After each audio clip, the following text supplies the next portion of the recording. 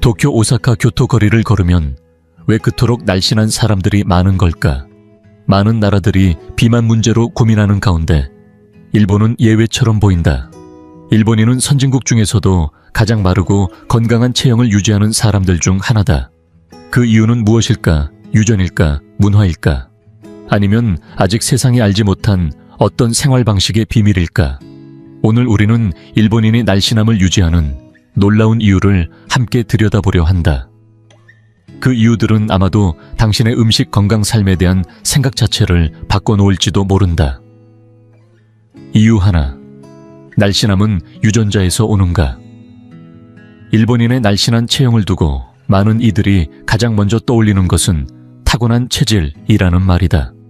마치 동양인은 유럽인보다 선천적으로 마른 체형을 가지는 것이 당연하다는 듯 말이다. 실제로 일부 연구는 동아시아계 사람들이 상대적으로 더 빠른 기초, 대사량과 작은 체격을 가지는 경향이 있다고 말한다. 지방을 저장하기보다 더 효율적으로 에너지화하고 대사 과정에서도 불필요한 축적을 줄인다는 데이터도 존재한다. 그러나 이 모든 유전적 이점은 진짜 이유의 단지 한 단면일 뿐이다. 흥미로운 사실은 일본인들이 해외에 나가 서구적인 생활 습관을 받아들이게 되면 그들도 똑같이 체중이 증가한다는 점이다. 햄버거, 감자튀김, 탄산음료, 그리고 거대한 한 접시의 식사가 일상으로 들어오면 일본인이라 해도 체형의 변화는 피할 수 없다.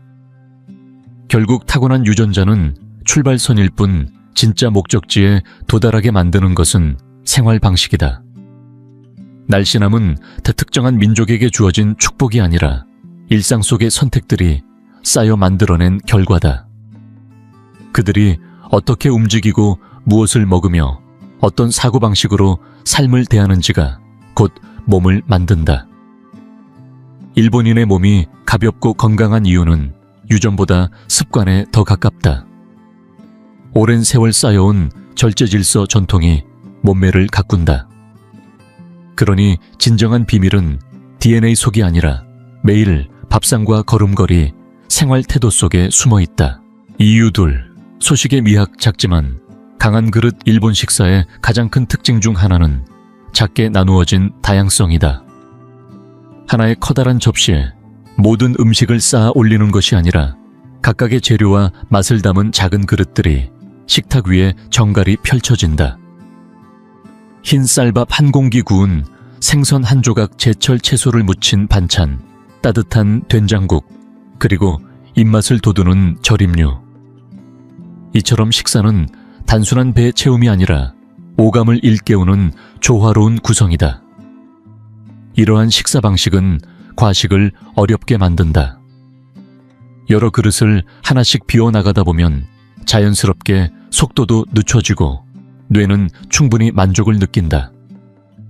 음식을 음미하며 먹게 되니 급하게 삼키는 일도 줄어들고 배부름은 천천히 찾아오지만 훨씬 오래 유지된다.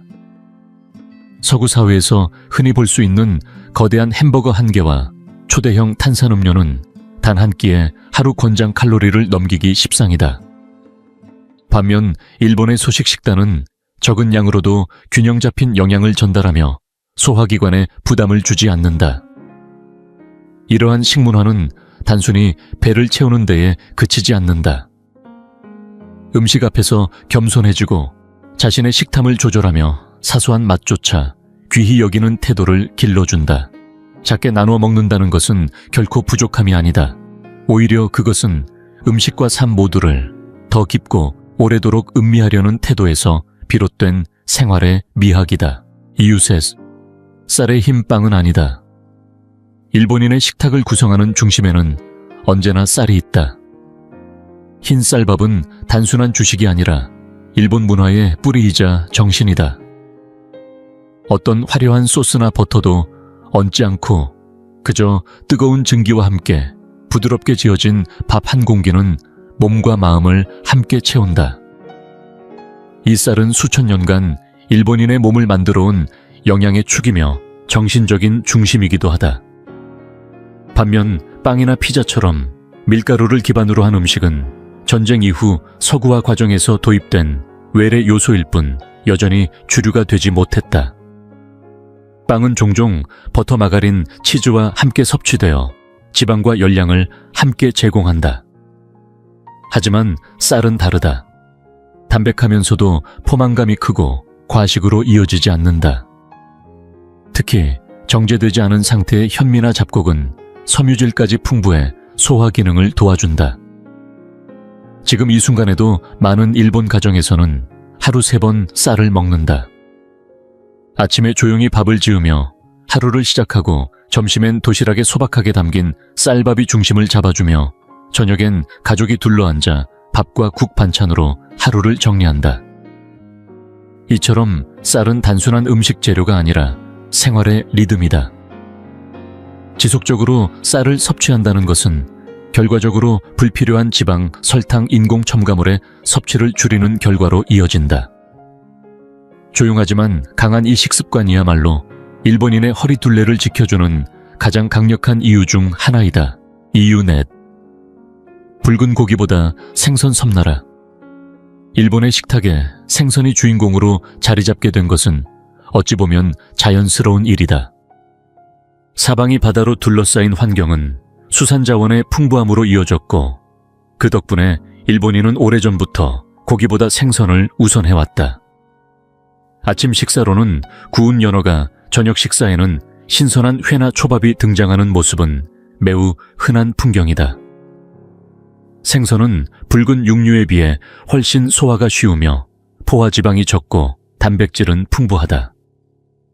특히 고등어나 정어리처럼 기름진 생선은 오메가 지방산이 풍부해 심혈관 건강과 두뇌 기능을 동시에 향상시켜준다. 지방을 태우는 데에도 효율적이어서 꾸준히 섭취할 경우 체중 조절에도 긍정적 영향을 준다. 튀김으로 먹는 경우에도 템푸라처럼 적은 양을 섬세하게 조리하며 반드시 채소나 밥과 함께 조화롭게 구성한다. 반면 서구 식단에서 자주 등장하는 스테이크, 베이컨 튀긴 닭고기 등은 포화지방과 나트륨이 많고 소화에 무리가 가는 경우가 많다. 또한 양이 많아 과식으로 이어질 가능성도 높다. 일본의 생선 중심 식단은 가볍지만 영양은 풍부하며 몸을 지치게 하지 않는다. 이처럼 생선을 중심으로 한 식습관은 단순한 입맛의 차이를 넘어 몸과 마음의 건강을 지켜주는 핵심 요소다. 과하지 않게, 그러나 결핍되지 않게. 생선은 일본인의 장수와 날씬함을 동시에 가능하게 만든 조용한 비결이다. 5째 장. 식사의 중심에 자리한 채소. 일본에서 채소는 단순한 곁들이가 아니다. 한 끼 식사의 구성원으로서 당당하게 중심에 자리하고 있으며 형태와 조리 방식, 계절에 따라 그 모습도 무한히 다양하다. 생으로 씹는 샐러드부터 김이 모락모락 나는 찐 채소 뿌리 채소를 기름에 살짝 볶은 반찬, 그리고 시간이 만든 발효의 힘이 담긴 절임류까지 일본인의 식탁에는 항상 채소가 빠지지 않는다.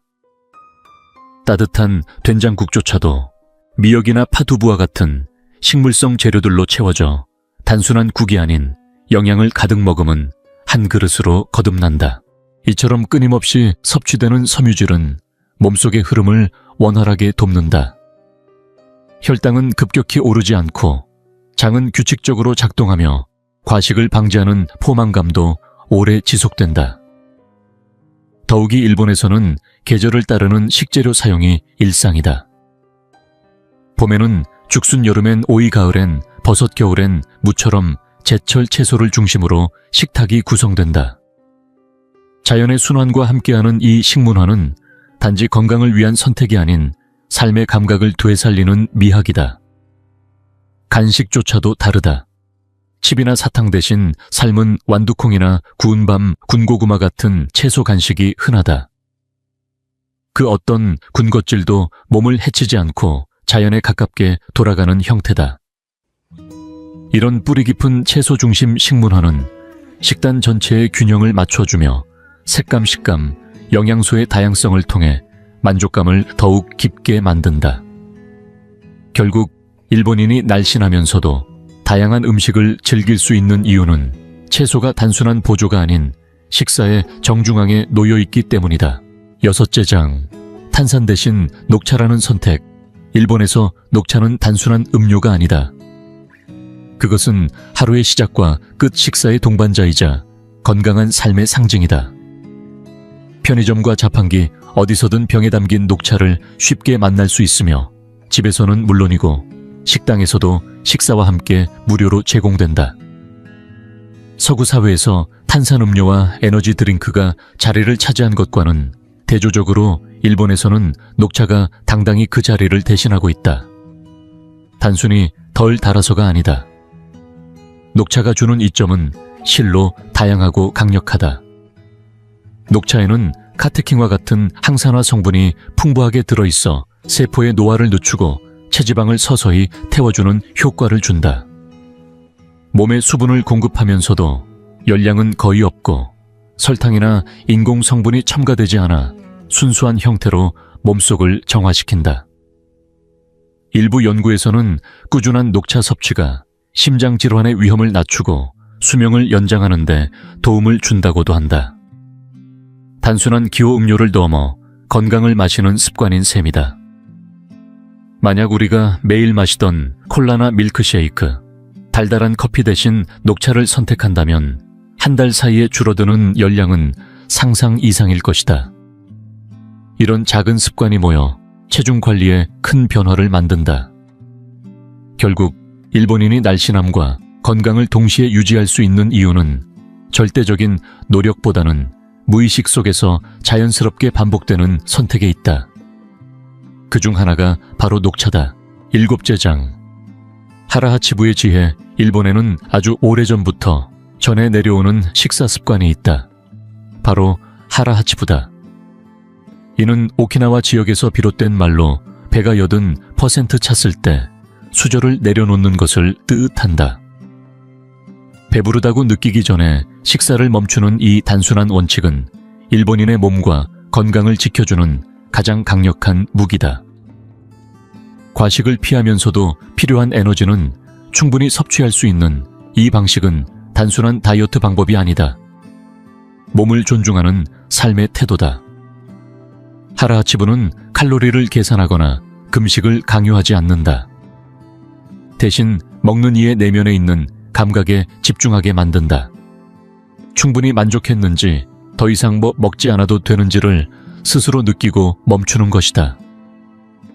흥미로운 사실은 이 습관이 가장 잘 지켜지는 지역인 오키나와가 세계적으로 장수 인구가 가장 많은 곳 중 하나라는 점이다. 과학자들은 이 식습관이 소화기관의 부담을 줄이고 비만과 생활습관병의 위험을 현저히 낮춘다고 본다. 결국 하라하치부는 절제와 배려, 그리고 자기 몸의 신호를 듣는 태도에서 비롯된다. 억지로 먹지 않는 것이 아니라 더 이상 필요하지 않음을 알아차리는 지혜. 일본인의 날씬함은 절제가 아니라 균형과 자율에서 온다. 8째 장, 걷는 것이 운동이 되는 나라. 일본에서는 걷는 것이 특별한 운동이 아니다. 그것은 그저 일상이다. 복잡한 도심 구조와 잘 갖춰진 대중교통 시스템 속에서 사람들은 자연스럽게 많이 걷게 된다. 전철역까지 가기 위해 걷고 에스컬레이터 대신 계단을 오르며 동네 상점이나 시장에 가기 위해 발걸음을 옮긴다. 이렇게 하루하루 누적된 걸음이 어느새 수천 걸음이 되고 이는 별도의 운동 없이도 몸을 움직이게 만든다. 특히 자동차에 의존하는 사회에서는 장시간 앉아있는 시간이 많아지기 쉽지만 일본에서는 그렇게 머무를 틈이 없다. 심지어 노인들조차도 마트를 갈 때, 친구를 만나러 갈 때, 가까운 사찰이나 공원을 산책할 때 걷기를 주저하지 않는다. 이 자연스러운 움직임이 혈액순환을 도와주고 체지방을 태우며 심장을 튼튼하게 만든다. 재미있는 점은 일본인들은 이를 운동이라고 여기지 않는다는 것이다. 따로 시간을 내서 힘들게 운동장을 돌거나 헬스장에 가지 않아도 생활 그 자체가 운동이 된다. 걷는 리듬이 삶의 일부로 자리 잡았기 때문에 가능한 일이다. 결국 일본인의 날씬함은 극단적인 운동이나 식단 조절이 아니라 매일 반복되는 평범한 움직임 속에서 자연스럽게 완성된 결과이다. 9째 장. 자전거와 움직이는 일상.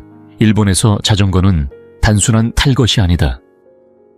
그것은 곧 삶의 리듬이며 움직이는 생활의 상징이다.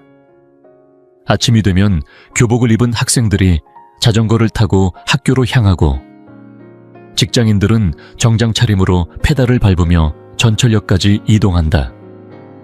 장을 보러 가는 어머니들도 튼튼한 바구니가 달린 자전거에 아이와 장바구니를 함께 실어 움직인다.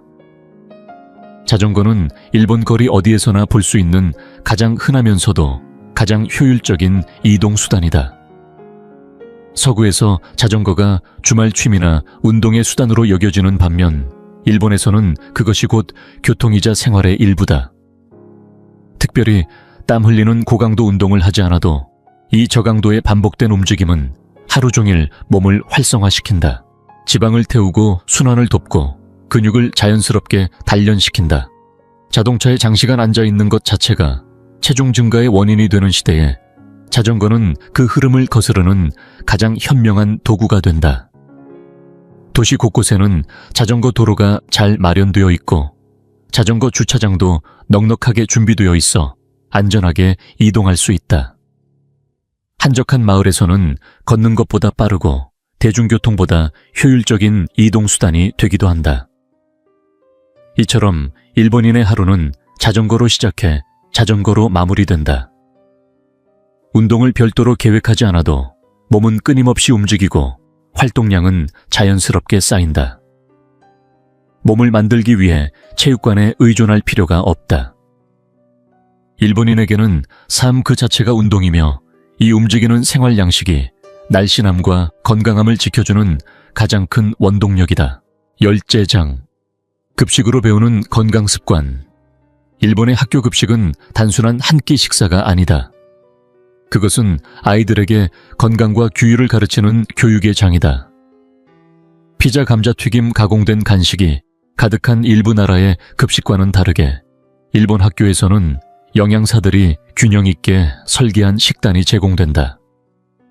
흰 쌀밥과 구운 생선 또는 닭고기 채소가 담긴 된장국, 그리고 소량의 제철 과일. 적절히 구성된 이 식사는 맛뿐 아니라 건강까지 담고 있다. 포인트는 적당함이다. 배는 충분히 부르지만 과식할 틈은 없다. 양은 꼼꼼히 조절되어 있고 설탕이나 과도한 양념은 철저히 배제된다. 학생들은 돌아가며 직접 급식을 배식하고 식사 후에는 함께 정리한다. 이 과정에서 책임감과 협동심, 그리고 음식에 대한 감사의 태도를 자연스럽게 배우게 된다. 교사들 역시 같은 음식을 아이들과 함께 먹으며 올바른 식습관을 몸소 보여준다. 자동 판매기에서 탄산 음료를 뽑거나 단 음료를 마시는 일도 거의 없다. 과도한 당분 없이도 식사는 충분히 즐겁다. 무엇보다도 중요한 것은 이 같은 환경에서 자란 아이들이 자연스럽게 건강한 식습관을 일생의 기본값으로 받아들이게 된다는 점이다. 포션 조절, 영양 균형 소식의 습관이 무의식 속에 자리 잡고 자라난다. 이러한 문화 속에서 성장한 일본의 어른들이 날씬함을 유지하는 것은 특별한 노력이 아닌 어릴 때부터 배운 습관의 연속일 뿐이다. 11째 장. 덜 달게, 더 건강하게 일본에도 물론 단 음식이 있다. 그러나 그 달콤함은 결코 자극적이지 않다. 푹신하고 가볍게 만든 케이크 위에 신선한 과일을 올리고 향긋한 말차로 맛을 더한 다과는 입을 만족시키되 몸을 부담스럽게 하지 않는다. 서구에서 흔히 볼 수 있는 과도한 설탕과 버터로 범벅된 디저트와는 거리가 멀다. 아이스크림조차도 작은 용량으로 판매되며 무심한 듯 섬세하게 포만감을 준다. 무엇보다도 간식의 선택이 다르다. 밥과자, 군고구마 삶은 완두콩 말린 오징어. 외국인에게는 다소 낯설지 몰라도 이런 간식들은 단백질과 식이섬유가 풍부해 천천히 에너지를 공급해준다. 입이 심심할 때마다 단 것을 찾지 않아도 된다. 식사 사이 간격을 채우기 위한 음식마저도 건강을 해치지 않고 오히려 보완하는 역할을 한다. 탄산음료 또한 드물고 대신 녹차나 보리차가 일상 속에 자리 잡고 있다. 그 결과 일본인은 설탕 중독의 악순환에서 자유롭다. 달콤함을 통해 위로를 받되 그 달콤함은 가볍고 잔잔하다. 이와 같은 문화적 선택이 일본의 낮은 비만율을 가능하게 만든 핵심 중 하나다. 적게 가볍게 그러나 충분히 만족스럽게. 이것이 바로 일본식 단맛의 방식이다. 12째 장. 눈으로 먹는 식사. 일본 식사의 가장 아름다운 특징은 바로 먹기 전부터 이미 만족스럽다는 점이다. 음식은 단순히 배를 채우는 수단이 아니라 하나의 예술로 여겨진다. 작은 그릇들에 나눠 담긴 각기 다른 색과 질감 모양과 높낮이가 조화를 이루며 식탁 위에 펼쳐진다. 진초록 시금치 노릇노릇하게 구운 생선, 하얀 쌀밥, 구수한 된장국. 이 네 가지 색의 조화만으로도 이미 시각이 먼저 포만감을 느낀다. 이러한 식탁 구성은 단지 보기 좋기만 한 것이 아니다. 시각적 자극은 식욕을 천천히 일깨우고 사람들은 자연스럽게 속도를 늦춘다. 젓가락으로 천천히 음식을 집어먹으며 한 입 한 입을 음미한다. 그렇게 먹는 속도가 느려지면 위장은 뇌에 배가 부르다는 신호를 더 정확히 전달하고 결국 과식을 방지하게 된다. 이 방식은 고급 요정에서만 적용되는 것이 아니다. 가정에서도 작고 다양한 접시를 활용해 자연스러운 분량 조절과 아름다운 배치를 실천한다. 이처럼 눈으로 먼저 먹는 문화는 마음의 여유와 감사함을 불러일으키며 식사를 단순한 행위가 아닌 의식으로 바꾸어준다. 식사는 입보다 눈이 먼저 반응한다는 일본인의 철학은 결국 먹는 즐거움은 물론 건강까지 함께 챙기는 가장 섬세한 지혜다. 13째 장. 기름 대신 향을 담는 조리법. 일본 음식은 기름에 절이지 않고도 깊은 맛을 낼 수 있다는 사실을 보여주는 대표적인 예다. 물론 가끔씩 튀김 요리인 템푸라나 돈가스도 등장하지만 그것은 특별한 날이나 외식에서 즐기는 한정된 메뉴일 뿐 일상 속 식단의 중심은 아니다. 매일의 식탁을 구성하는 방식은 훨씬 더 담백하고 정제되어 있다. 생선을 숯불에 구워 겉은 바삭하고 속은 촉촉하게 익히고 채소는 살짝 데치거나 찌고 두부는 다시 국물 속에서 조심스럽게 끓여낸다. 볶음 요리를 하더라도 기름은 한 방울만 사용해 재료 본연의 맛이 살아있도록 한다. 된장국이나 나베 같은 국물 요리도 마찬가지다. 버터나 크림 없이 미역이나 다시마 같은 해조류에서 우러나온 감칠맛과 발효된 장류의 풍미만으로도 깊고 따뜻한 맛을 낼 수 있다. 이러한 조리법은 자극적이지 않으면서도 만족감을 높여주고 소화에 부담을 주지 않는다. 튀긴 음식이 식탁에 오르는 날에도 반드시 절인 채소나 신선한 샐러드가 곁들여져 식단의 균형을 맞춘다. 이것이 바로 일본식 식사의 미덕이다. 서구식 식단에서는 흔히 버터가 녹아 흐르는 스테이크 크림으로 가득한 파스타 튀김과 감자칩이 흔하지만 일본의 식문화는 다르다. 기름기 대신 향을, 과잉 대신 절제를 선택한다. 결국 이러한 조리 습관은 시간이 지날수록 몸에 큰 차이를 만들어낸다. 열량은 줄이되 만족감은 높이고 군더더기 없이 깔끔한 식사를 통해 몸은 더 가볍고 건강해진다. 맛을 포기하지 않으면서도 날씬한 몸을 유지할 수 있다는 것. 그 해답은 조리 방식의 철학에 숨어 있다. 14째 장. 스트레스를 다스리는 식사의 규율. 일본인의 일상에는 규율이라는 단어가 자연스럽게 녹아 있다. 식사 역시 마찬가지다. 식사는 일정한 시간에 정해진 양만큼 하고 불필요한 간식은 삼가며 음식을 허투루 대하지 않는다. 남기는 것은 금물이며 무심코 입에 넣는 습관은 경계 대상이다. 이런 규칙적인 식습관은 단순한 절제가 아니라 음식에 대한 존중에서 비롯된 문화적 태도다. 일본 사회가 높은 경쟁과 긴 근무시간 시험과 학업으로 인한 스트레스가 많은 것은 잘 알려진 사실이다. 하지만 흥미로운 점은 그러한 스트레스가 과식이나 폭식으로 이어지는 경우가 드물다는 것이다. 감정이 힘들다고 해서 과자나 아이스크림에 의지하지 않는다. 오히려 그럴수록 정해진 시간에 정갈한 밥과 국 생선과 채소로 구성된 식사를 지키려 한다. 규칙은 그들에게 부담이 아니라 안정과 중심을 되찾는 방식이다. 식사 전에는 이타다키마스라는 인사를 통해 음식에 대한 감사를 전하고 식사 후에는 고치소사마라는 말로 다시 한번 고마움을 표현한다. 이 짧은 두 문장은 단지 형식적인 말이 아니라 음식을 대하는 마음가짐 전체를 요약하는 핵심 철학이다. 음식은 욕구를 채우는 수단이 아니라 삶을 존중하고 다잡는 의식으로 자리매김한다. 그 결과 스트레스 속에서도 음식은 위안이 아닌 균형이 되고 감정의 출구가 아닌 삶의 질서를 지키는 기둥이 된다. 날씬함이 단순한 외형의 문제가 아니라 마음과 삶의 질서를 담은 결과라는 것을 보여주는 일본인의 방식이다. 15째 장. 음식에 담긴 전통의 무게. 일본에서는 음식을 가볍게 대하지 않는다.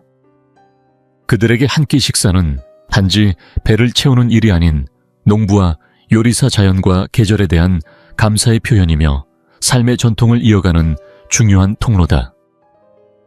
식사 전에 이타다키마스는 단순한 인사가 아니다. 땅을 일군 사람들 식재료가 된 생명체. 그리고 그 음식을 정성껏 차린 이들에게 바치는 작고 진심 어린 경배다. 식사가 끝나면 고치소사마라는 말로 다시 한번 그 마음을 마무리한다. 말은 짧지만 담긴 의미는 깊고 넓다. 일본의 전통 요리, 즉 와쇼쿠는 단순히 음식의 조리법이 아니라 자연과의 조화색과 식감의 균형, 영양과 계절의 순환을 모두 담은 철학적 구성이다. 단맛, 짠맛, 신맛, 쓴맛, 감칠맛이 한 상 안에서 균형을 이루고 따뜻한 것과 차가운 것, 바삭한 것과 부드러운 것이 조화를 이룬다. 눈과 혀, 그리고 마음까지 함께 만족시키는 경험이 된다.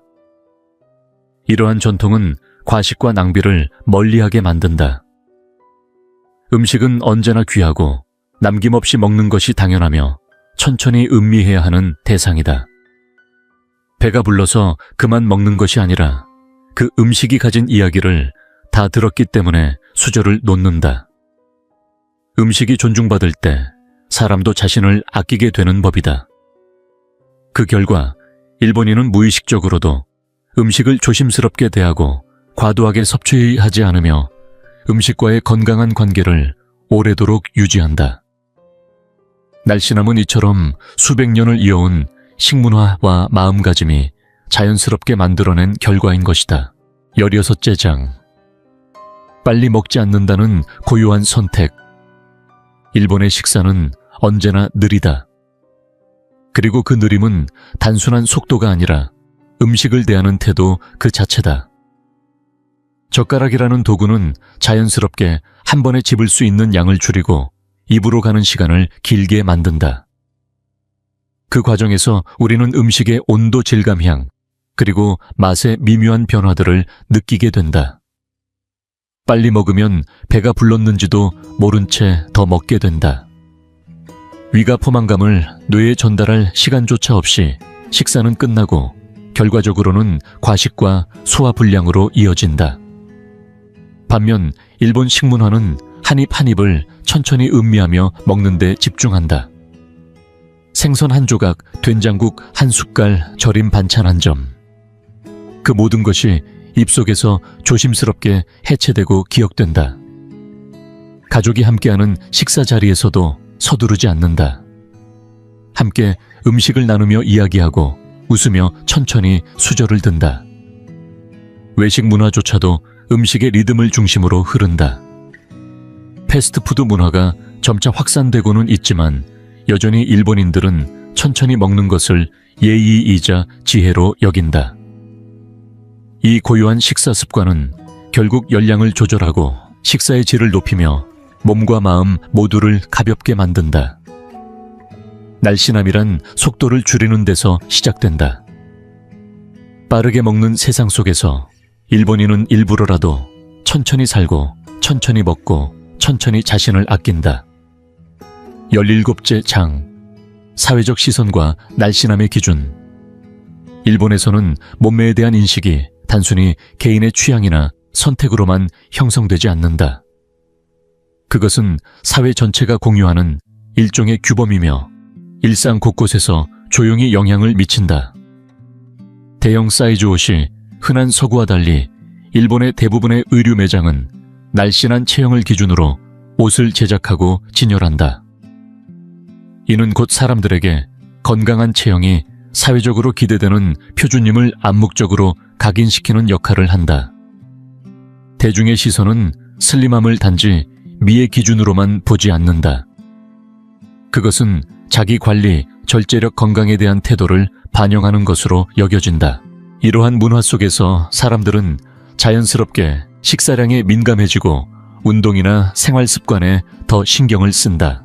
스스로를 위해서라기보다 사회 구성원으로서의 기본 예의처럼 받아들이는 것이다. 물론 이런 분위기는 때때로 압박감이나 불안을 유발할 수 있다. 하지만 동시에 그것은 과체중과 비만이 광범위하게 퍼지는 것을 억제하는 무형의 장치가 된다. 회사와 학교에서는 정기적인 건강검진이 당연하게 이루어지고 사회 전체가 정상 체형 유지를 하나의 표준처럼 받아들이기 때문에 대부분의 사람들이 기본적인 건강 관리를 생활 속에서 실천하게 된다. 어찌 보면 논란이 될 수 있는 이 사회적 압력은 역설적으로 일본을 세계에서 가장 슬림한 국가 중 하나로 유지시키는 원동력이 된다. 눈에 보이지 않는 그 기준이 사람들을 더 건강한 삶으로 이끄는 길잡이가 되어주는 것이다. 18째 장, 마타보법 건강을 위한 국가의 개입. 일본이 국민 건강을 얼마나 중시하는지는 마타보법이라는 정책 하나만 봐도 알 수 있다. 이 법은 비만을 예방하기 위한 국가 차원의 건강 지침으로 40대부터 70대 중반까지의 모든 성인을 대상으로 매년 허리 둘레를 측정하도록 규정한다.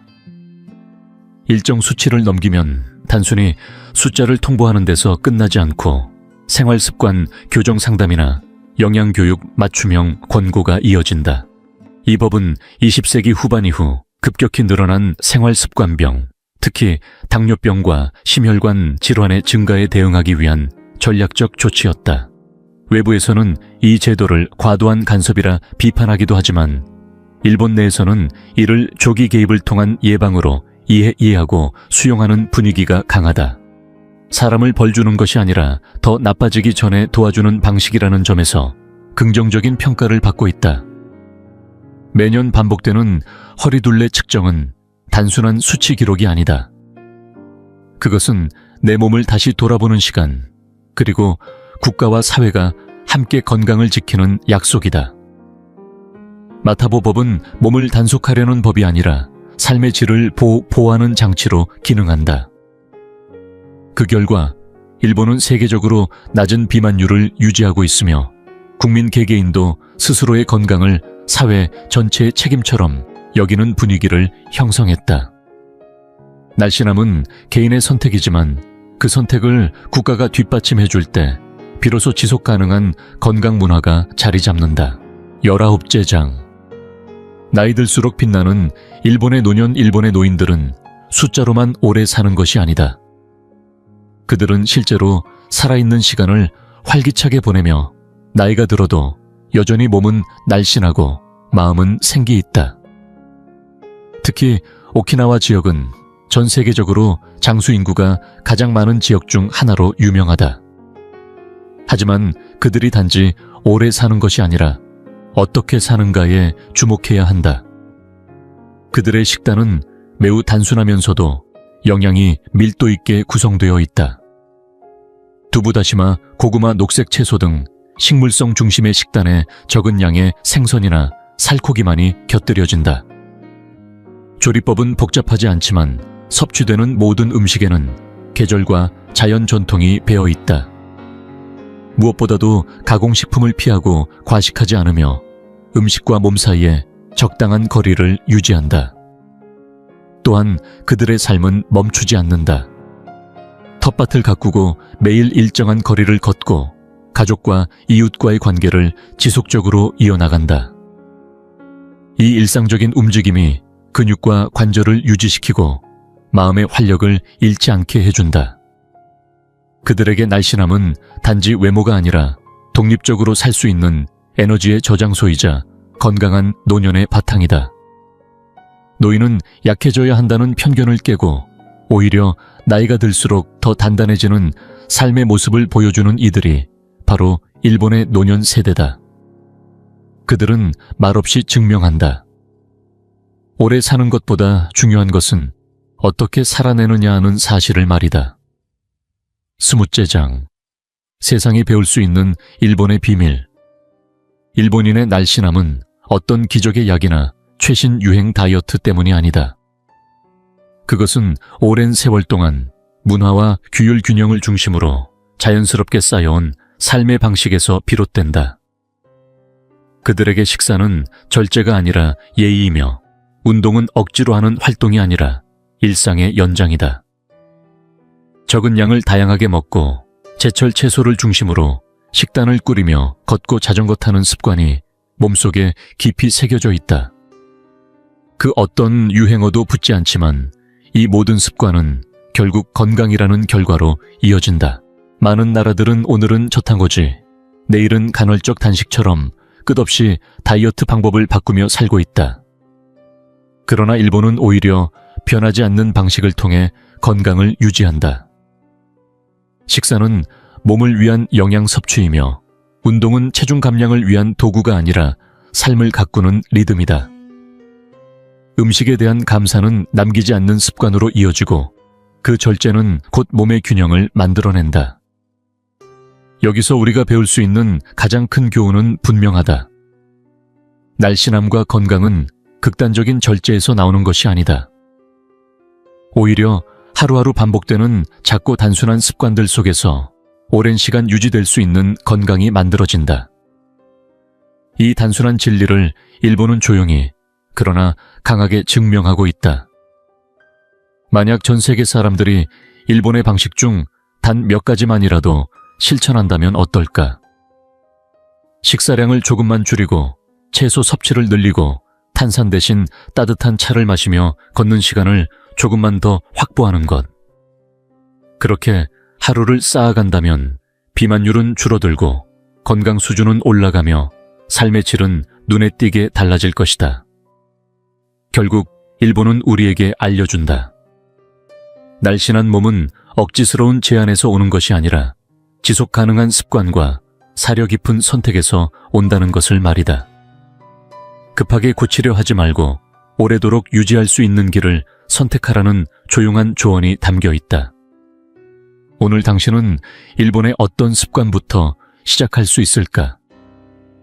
소식하는 식사, 채소 중심 식단 녹차 한 잔, 혹은 집 앞까지 천천히 걷는 그 몇 걸음.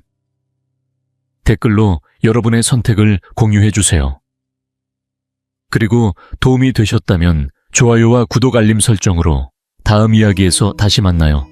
일본의 삶 속에 숨겨진 건강의 철학, 그 속에서 우리가 찾을 수 있는 길은 결코 멀지 않습니다. 진짜 변화는 아주 작고 단순한 실천에서 시작됩니다.